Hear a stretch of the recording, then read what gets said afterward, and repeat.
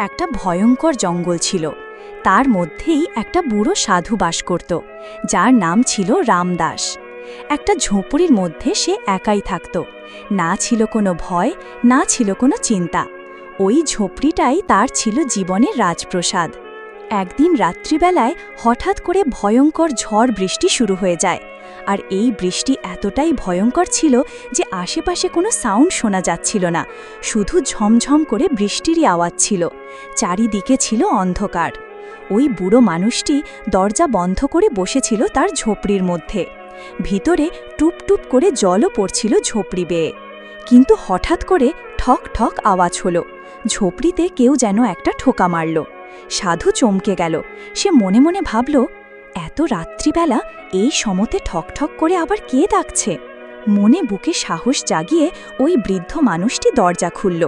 সামনে দেখল একটা সুন্দরী মেয়ে দাঁড়িয়ে রয়েছে। বৃষ্টিতে তার পুরো শরীরের কাপড় ভিজে গায়ে লেগে গেছে।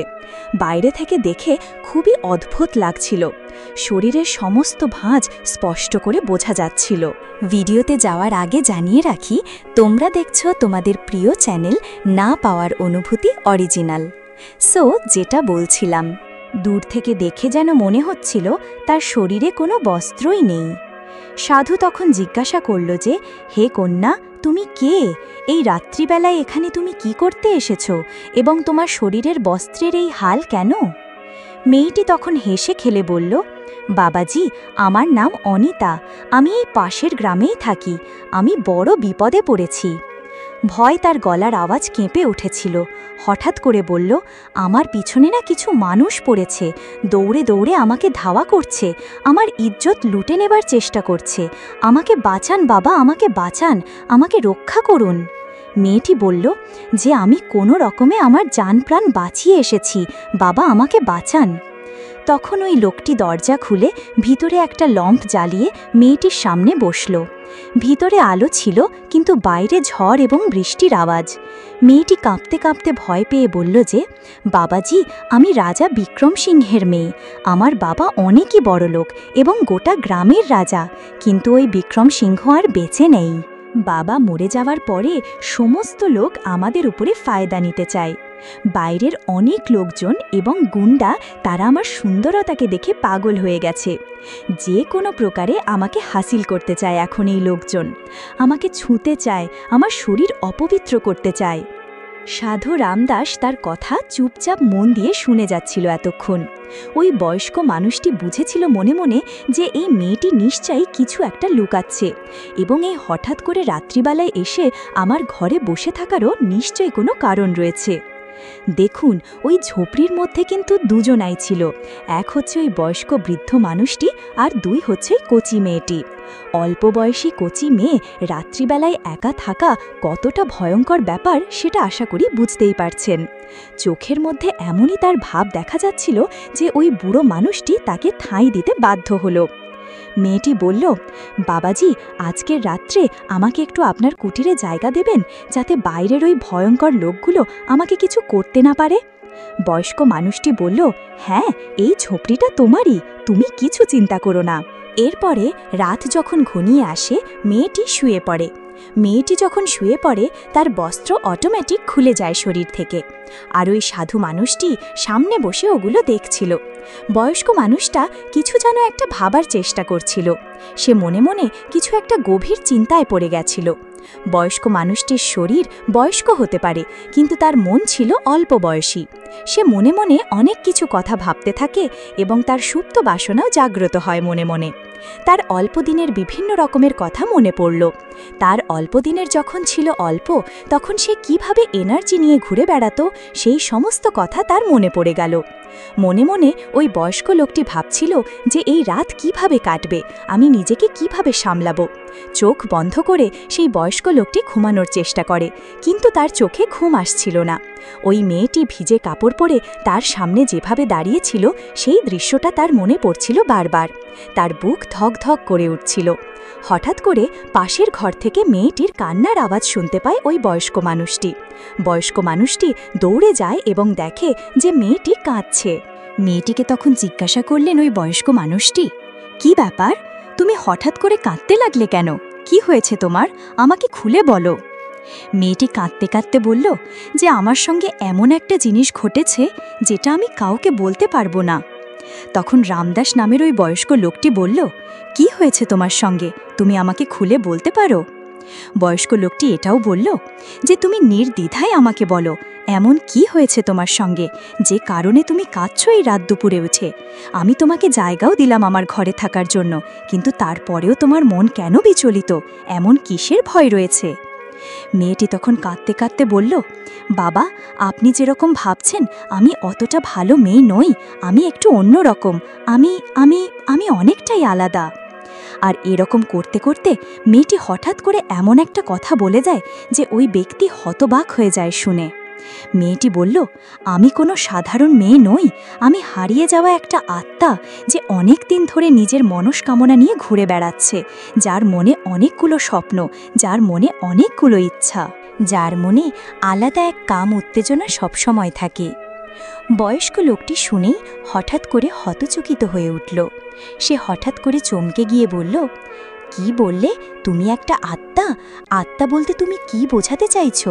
আমাকে একটু ঠিক করে বলো তো মা, আমি বিষয়টা ঠিক বুঝলাম না। আমি কি করে বুঝবো যে তুমি সত্যি আত্মা নাকি মানুষ? আমি বিশ্বাসী বা কি করে করব তোমাকে?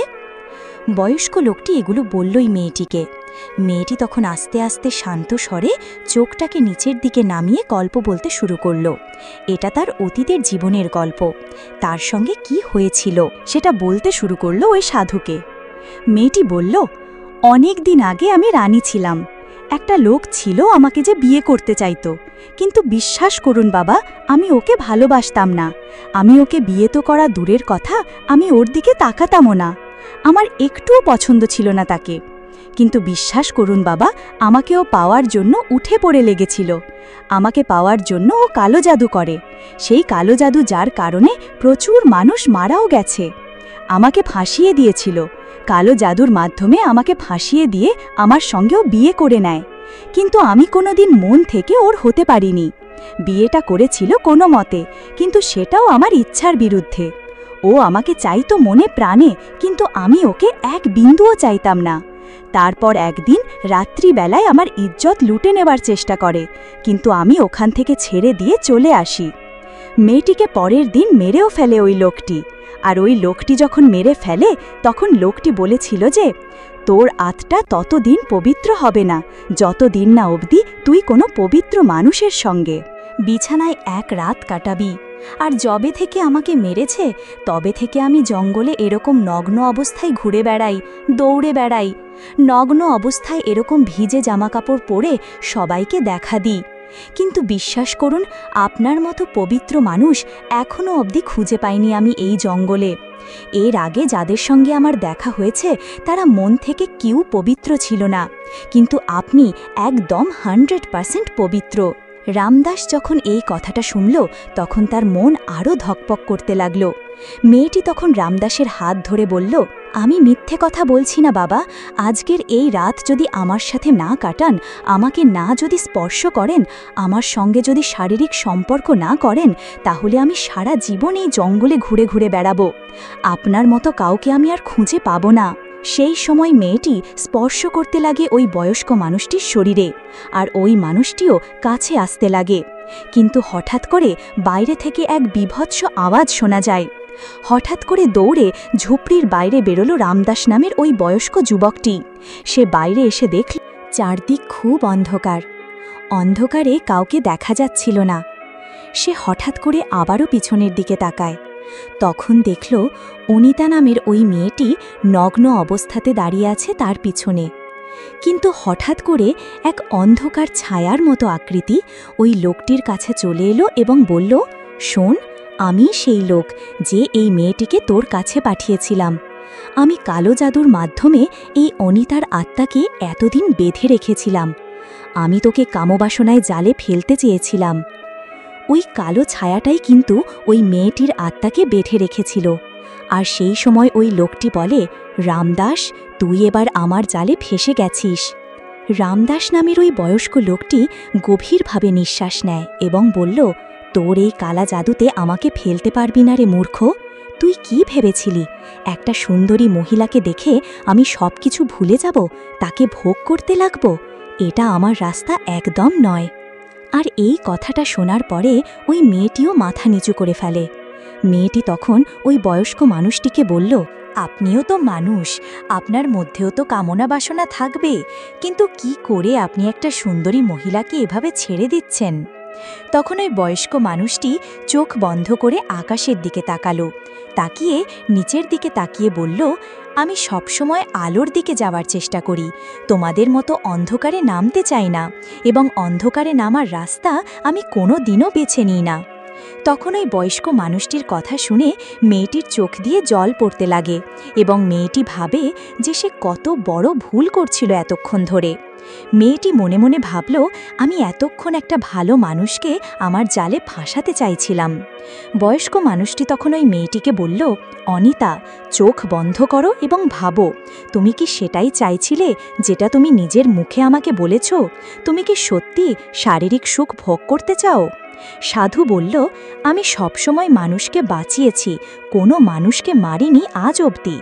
তখন অনিতা সাধুর কথা শুনে বলল, এতক্ষণ যা যা বললেন সব সত্যি, কিন্তু অনেক লেট হয়ে গেছে, আমার যা খারাপ হওয়ার হয়েই গেছে।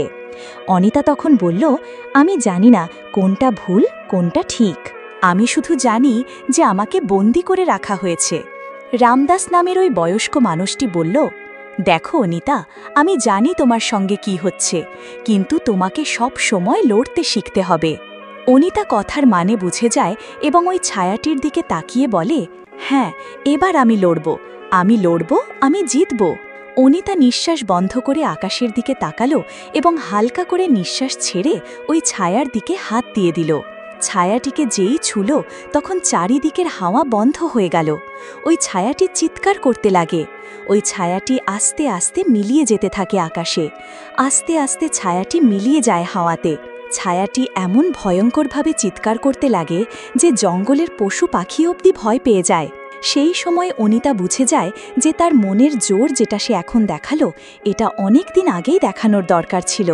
অনিতা হাত জোর করে ওই বয়স্ক ব্যক্তির পায়ের কাছে গিয়ে প্রণাম করে বলল, আমার দ্বারা অনেক বড় ভুল হয়ে গেছে, আমাকে বাঁচান, আমাকে ক্ষমা করুন।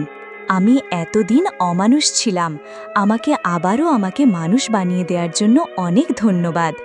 তখন ওই বয়স্ক লোকটি বলল, যাও অনিতা, এবার তুমি স্বাধীন হয়ে গেছো, তুমি এবার নিজের মতো করে জীবন উপভোগ করো।